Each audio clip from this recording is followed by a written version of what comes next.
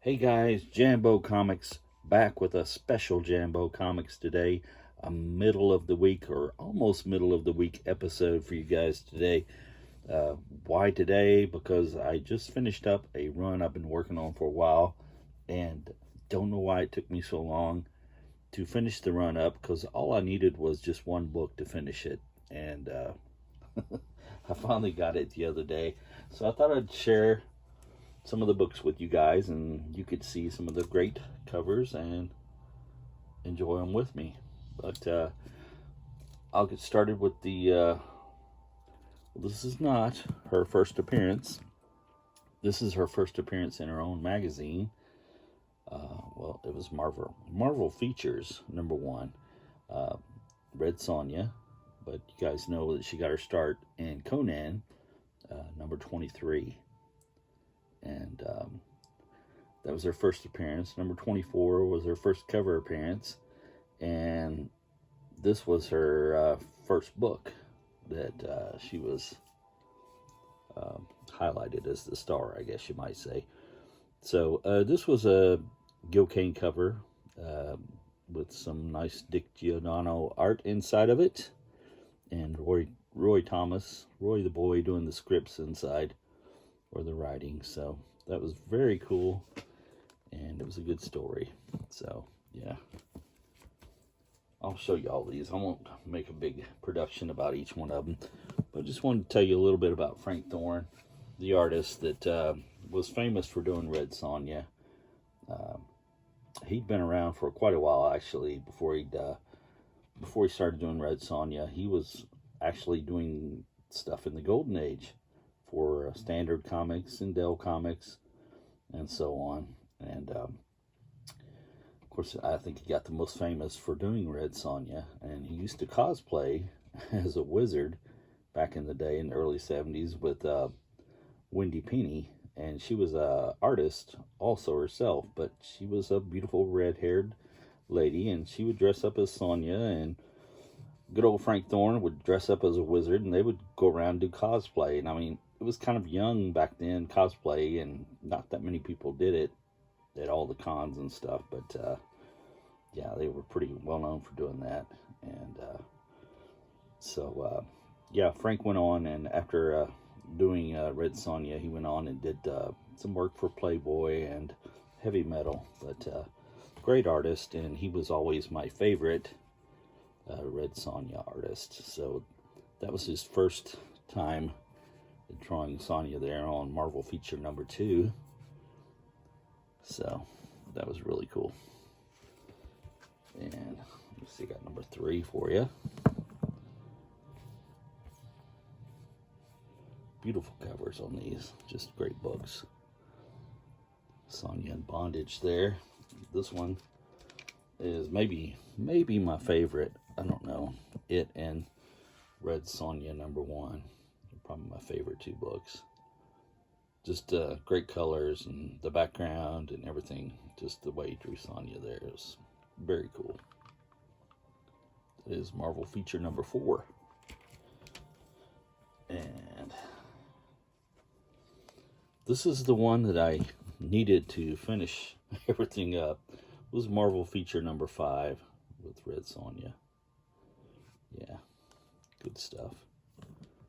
Frank Thorne. And Roy Thomas wrote some of these, and I forget the other gentleman's name who scripted a lot of these books too. It escapes me right now, but yeah, they were good stories. There's #6. Very cool. So you guys stick around to the end of the video. I have some Golden Age to show you too. So we not only get to enjoy some good Red Sonja. This is #7 of Marvel Feature. Then I will get to see some Golden Age too. Let's come in with her on that one. So that was the end of the Marvel Feature. And then after that, she got her own comic. And it's probably my favorite cover. Red Sonja #1. You can probably see why.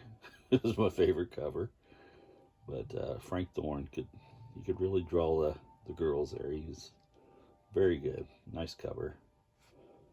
So, yeah, there's number 1.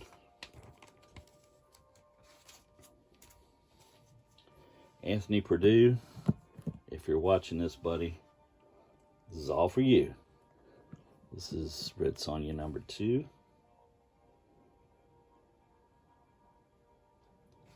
And I think my buddy Jackson Roy Kirk likes Sonja also, so I think we all like her. Yeah, number 2. Here's number 3. It's a cool cover.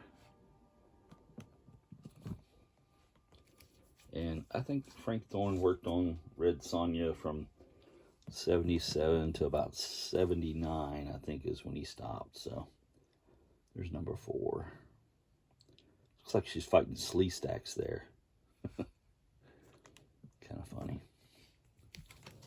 All right, here's number 5. It's great Thorne art.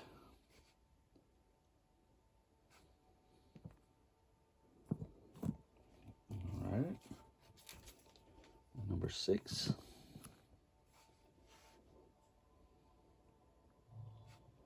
I don't think there's an ugly cover in the whole run, really, to tell you the truth.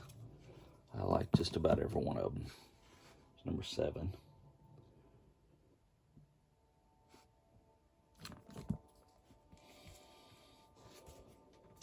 All right, here's number 8.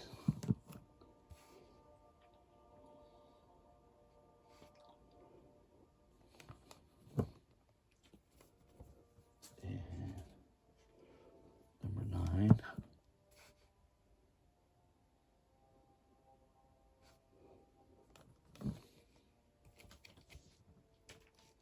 Here's number 10. This one always reminded me of the movie Gargoyles. I don't know if you guys ever seen that movie, but it was from the early 70s also, and it just always reminded me of that. So very cool. Frank Thorne, number 10.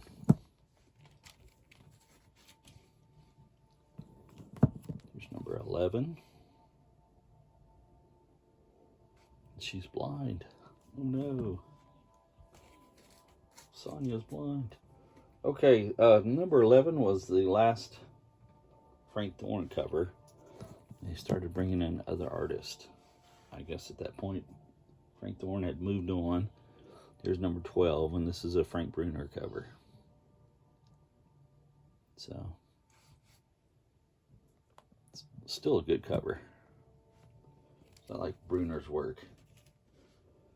There's another Bruner cover, 13. And I think John Buscema had started doing some of the inside work on these too. So seems like whenever Marvel ran into problems back during the early Bronze Age, and they needed an artist to fill in, they would always get John Buscema to do the work, at least the layouts. Here's number 14. So again, I think that's a Bruner cover. Yeah. And here's the last Marvel Red Sonja Volume 1. This is number 15. And this was a Dave Cockrum cover.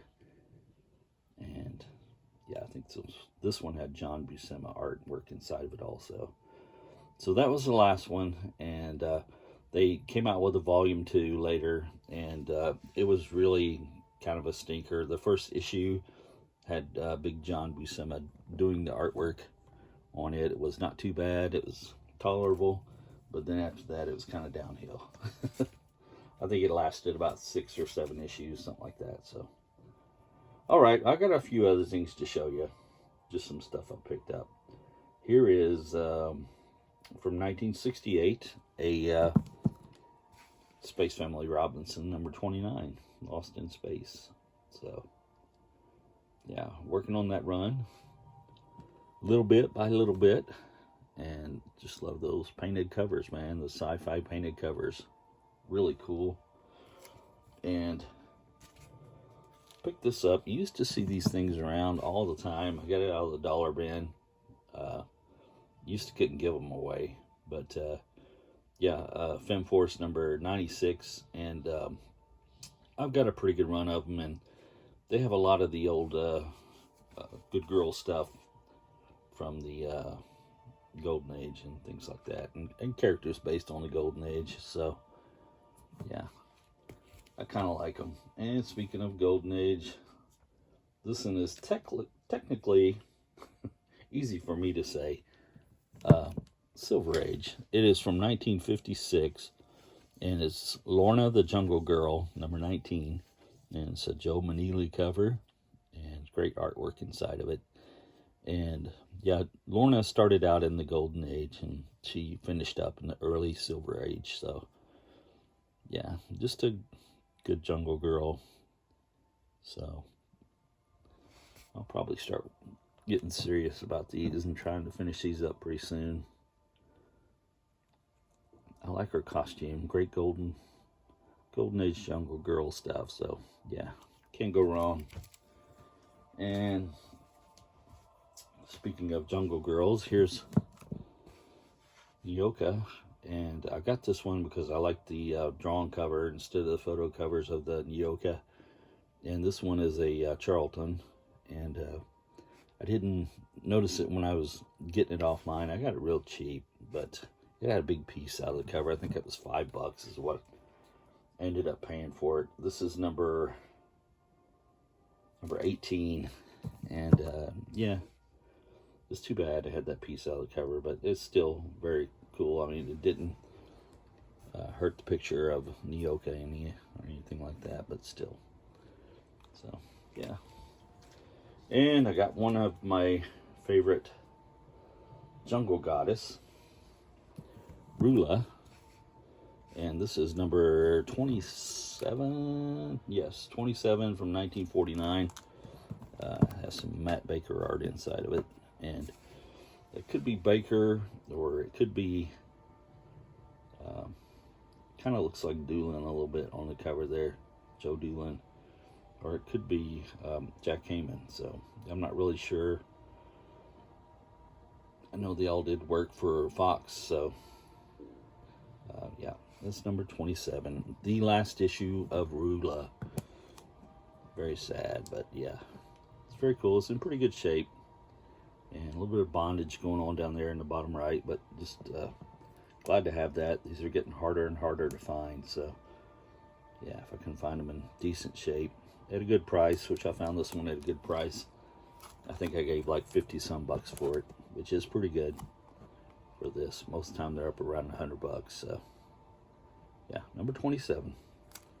And marked it off my list. And finally, for you guys, a special. Been looking for this for a while. It's kind of a key. Well, it is a key, and most of you have it already, but I have never owned this, and I know when you see it, you're going to think, oh my God, I can't believe Jambo didn't have that. But I did not.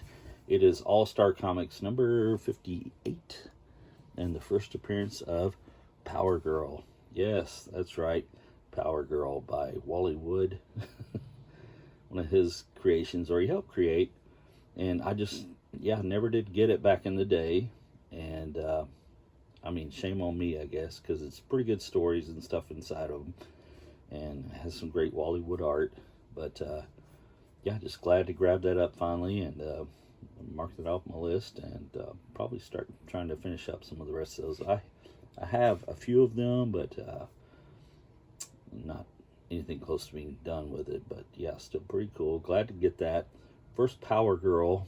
It was in pretty nice shape. Had a little rub on this bottom right corner down here. Other than that, pretty decent.